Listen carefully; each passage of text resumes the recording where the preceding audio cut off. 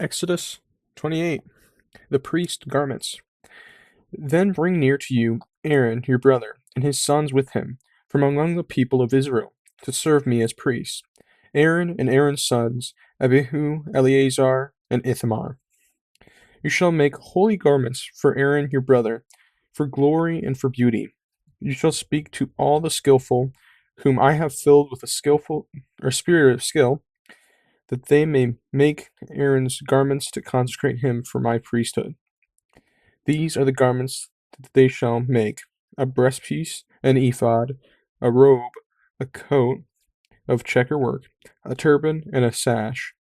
They shall make holy garments for Aaron your brother, and his sons to serve me as priests. They shall receive gold, blue, and purple, and scarlet yarns, and fine twined linen. And they shall make the ephod of gold, of blue and purple, and of scarlet yarns, and of fine twined linen, skillfully worked. It shall have 2 shoulder pieces attached to its 2 edges, so that it may be joined together.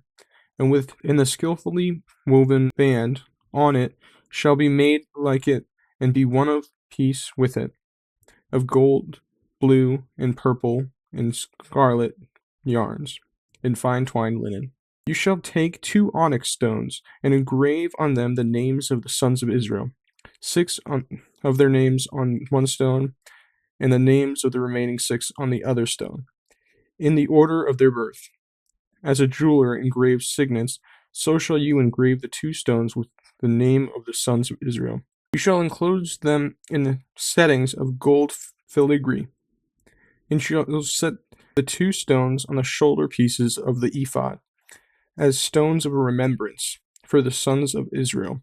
And Aaron shall bear the names before the Lord on his 2 shoulders for remembrance.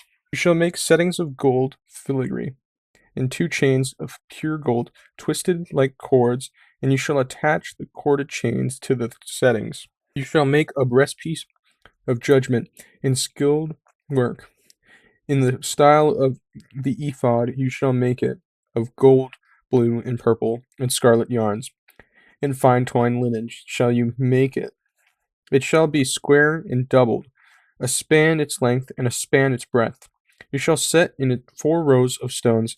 A row of sardius, topaz, and carbuncle shall be the first row, and the second row an emerald, a sapphire, and a diamond, and the third row a jacinth, and agate, and an amethyst, and on the 4th row a beryl, an onyx, and a jasper.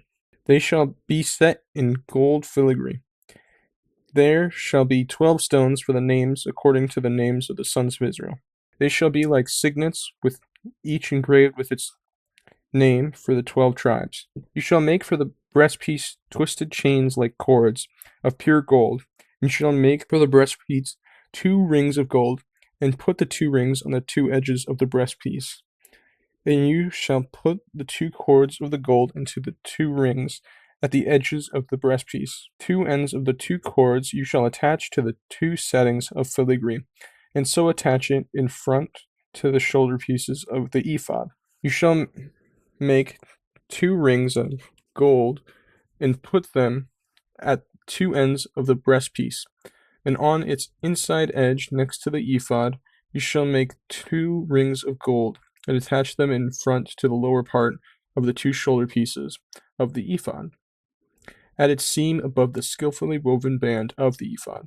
And they shall bind the breastpiece by its rings to the rings of the ephod with a lace of blue, so that it may lie on the skillfully woven band of the ephod, so that the breastpiece shall not come loose from the ephod. So Aaron shall bear the names of the sons of Israel in the breastpiece of judgment on his heart, when he goes into the holy place to bring them to a regular remembrance before the Lord. And in the breastpiece of judgment you shall put the Urim and the Thummim, and they shall be on Aaron's heart when he goes in before the Lord. Thus Aaron shall bear the judgment of the people of Israel in his heart before the Lord regularly. You shall make the robe of the ephod all of blue. It shall have an opening for the head in the middle of it, with a woven binding around the opening, like the opening in a garment, so that it may not tear. On its hem you shall make pomegranates of blue and purple and scarlet yarns around its hem, with bells of gold between them, a golden bell and a pomegranate, a golden bell and a pomegranate around the hem of the robe. And it shall be on Aaron when he ministers, and its sounds shall be heard when he goes in the holy place before the Lord, and when he comes out, so that he does not die. You shall make a plate of pure gold and engrave it on it, like an engraving of a signet, holy to the Lord. And you shall fasten it to the turban by the cord of blue. It shall be on the front of the turban. It shall be on Aaron's forehead. And Aaron shall bear any guilt from the holy things that the people of Israel consecrate as their holy gifts. It shall be regularly be on his forehead, that they may be accepted before the Lord. You shall weave the coat in checker work of fine linen, and you shall make a turban of fine linen, and you shall make a sash embroidered with needlework. For Aaron's sons you shall make coats and sashes and caps. You shall make them for glory and beauty. And you shall put them on Aaron your brother, and on his sons with him. You shall anoint them and ordain them, and consecrate them, that they may serve me as priests. You shall make for them linen undergarments to cover the naked flesh. They shall reach from the hips to the thighs, and they shall be on Aaron and on his sons when they go into the tent of meeting, or when they come near the altar to minister in the holy place, lest they shall bear guilt and die. This shall be a statute forever for him and for his offerings after him. So, that was a lot, but let's just get into this. Get Aaron and his sons to serve God as priests. Get skillful people to craft their garments of the priests, to consecrate them for priesthood. Now, if you don't know what an ephod is, it's pretty much like an apron, like garment. So they craft an ephod for him. And they put 2 onyx stones with the names of the sons of Israel on each shoulder. So one onyx and another onyx. And he does this for remembrance. But I also see it as he's carrying the people of Israel on his shoulders. And then verse 15, I thought that could stand out. You shall make a breastpiece of judgment in skilled work, in the style of the ephod. You shall make it of gold, blue, and purple, and scarlet yarns. In fine twined linen you shall make it. So, again, we have these normal colors, blue, purple, scarlet, but also gold, which is interesting.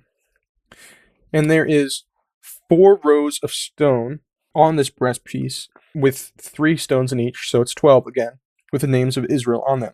And then some more memorable verses, verse 29 through 30. So Aaron shall bear the names of the sons of Israel in the breastpiece of judgment on his heart, when he goes into the holy place to bring them to a regular remembrance before the Lord. And in the breastpiece of judgment you shall put the Urim and the Thummim, and shall be on Aaron's heart. And when he goes in before the Lord, thus Aaron shall bear the judgment of the people of Israel on his heart before the Lord regularly. And on the edge of this garment that they're making, there is bells of gold and pomegranate. And then another memorable, verse 35. And it shall be on Aaron when he ministers, and its sound shall be heard when he goes into the holy place before the Lord, and when he comes out, so that he does not die. And there's also a plate on the turban that connects from the turban that says, Holy to the Lord. You shall make a plate of pure gold, and engrave on it like engraved of a signet, Holy to the Lord. And you shall fasten it to the turban by the cord of blue, and it shall be on the front of the turban. It shall be on Aaron's forehead.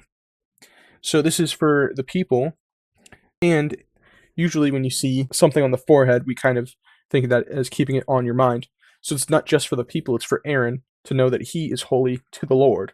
And this is also meant for Aaron. It says, this shall be a statute forever for him and for his offspring after him. That's what it says later. And they end up putting garments on Aaron's sons also. And they anoint Aaron and his sons and ordain them and consecrate them. All right, that is the end of Exodus 28. Thank you for watching. Subscribe. Remember, we have a Discord server, so feel free to join if you want. And goodbye.